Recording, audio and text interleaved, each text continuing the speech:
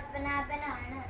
ഞാൻ ഇന്ന് ചൊല്ലാൻ പോണത് NK ദേശത്തിൻ്റെ ആനക്കൊമ്പ് എന്ന കവിതയാണ്.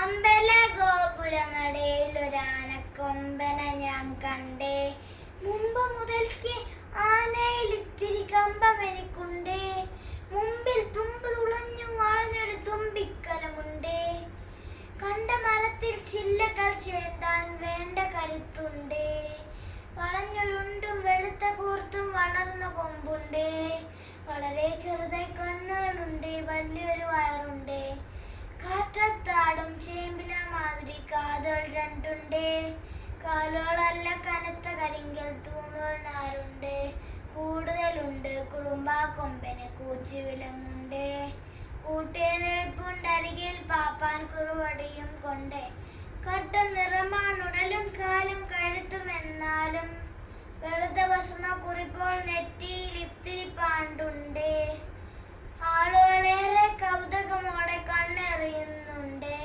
ആനക്കൊമ്പനെ ആകപ്പാടെ കാണാനഴകുണ്ടേ, ആനക്കൊമ്പനെ ആകപ്പാടെ കാണാനഴകുണ്ടേ, ആനക്കൊമ്പനെ ആകപ്പാടെ കാണാനഴകുണ്ടേ. നന്ദി, നമസ്കാരം.